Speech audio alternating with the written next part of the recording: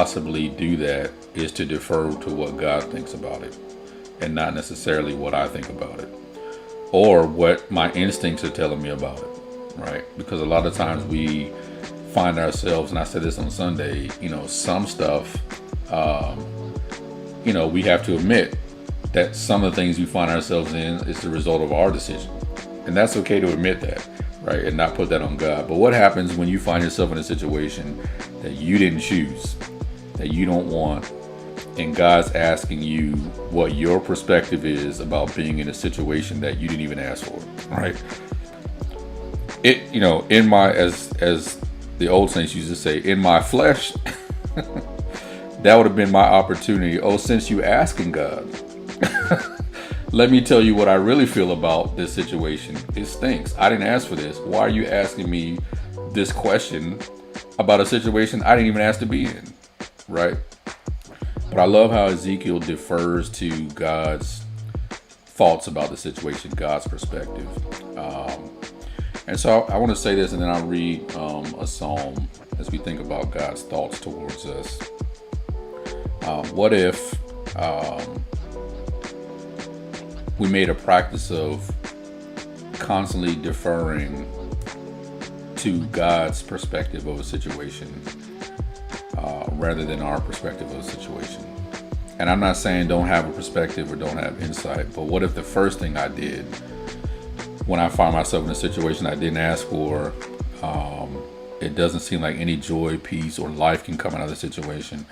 What if my first thought was, let me try my best to defer to what God sees about this situation? Because in some strange way, God placed Ezekiel in that position to see something from God's perspective. And as hard as it was, and as difficult and challenging as it was, and, quite honestly, as offensive as it may have seemed on the surface that he's even asking Ezekiel about, can these bones live? There's something there that God is trying to get him to see.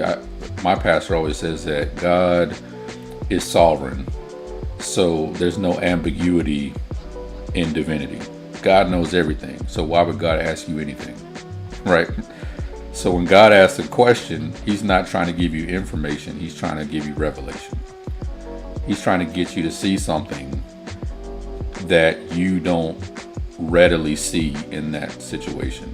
And so Ezekiel says, look, I'm going to defer to your thought about whether or not any life can come out of this situation. And so I said this on Sunday, and I'll share it with everyone on the call. When Ezekiel says, he's deferring to God's thoughts, but he's also saying that there's some things that I can't possibly know, right? This is above my spiritual pay grade. And one of the points I made in the sermon that we recorded on Sunday was, I feel like a lot of us are beating ourselves up and feeling guilty about things that we couldn't have possibly known was going to happen. And, sort of my word of encouragement is to give yourself grace. There's some stuff that has happened or is happening or will happen that you couldn't have possibly known was going to happen, right? Ezekiel says, only you know, God, right?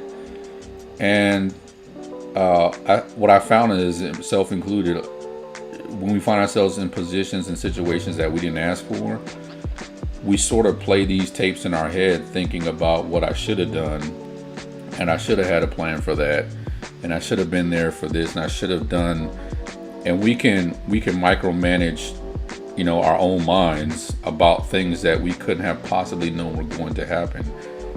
And so, in a lot of ways, we have to relinquish the idea that I could have had a plan to do something about something that I didn't even know was going to happen.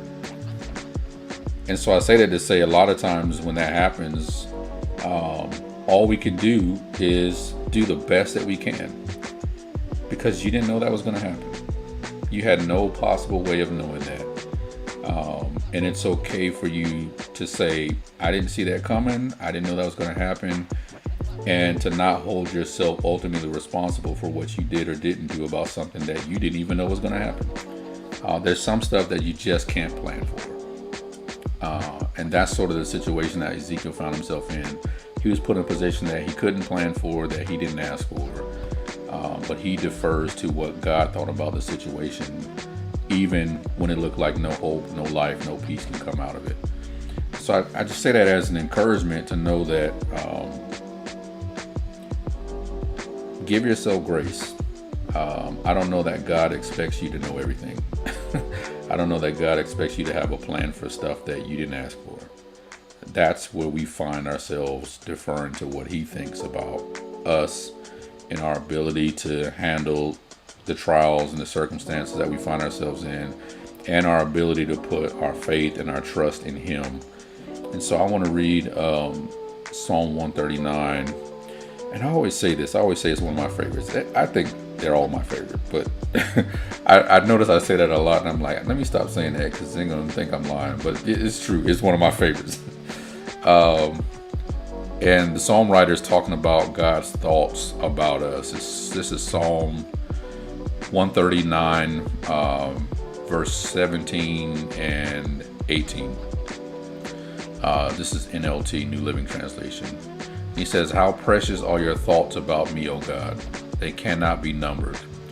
I can't even count them. They outnumber the grains of sand. And when I wake up, you are still with me." And it's just a beautiful description of focusing on the fact that, you know what, God is thinking about me. As a matter of fact, God thinks about me so much that I can't even number the thoughts that he has towards me. And the songwriter says they're not just any kind of thoughts, they're precious thoughts. So I want to encourage you that even when it's difficult to think about what to do in the situations that you haven't asked for, that you find yourself being placed in, you want to, feel guilty about what you should have done, but you couldn't possibly know what to do about something that you didn't know was going to happen. But Ezekiel helps us to understand that when we defer to what God thinks about the situation, it also reminds us that God is thinking about us. And so even while we're in the middle of those situations that we didn't ask for, we couldn't plan for, God has a number of thoughts about you, about your ability to hang on in there, to trust, to believe, to have faith. And those thoughts, the songwriter says, are precious thoughts. So just remember that in these days, because a lot of stuff is going to happen that you couldn't possibly plan for, that you didn't ask for, you don't want, quite frankly. But God's thinking about you. God has his mind on you, and his thoughts towards you are precious thoughts. And if nothing else, that should give you a little bit of comfort. That when you're not even sure what to think about something, the thing you can be sure about is that God's thinking about you. That he loves you. You are on God's mind. Think about that. The creator of and sustainer of all life is thinking about you, even when you don't know what to think about what's happening in your life. So just let that be an encouragement to you that God does think about you, that God does care. You are on God's mind 24/7, and his thoughts about you are precious thoughts. And the songwriter says, when I sometimes wake up from a nightmare, right? He says you're there. It's like waking up in the hospital if you've ever had surgery, and you wake up and your family's there, right?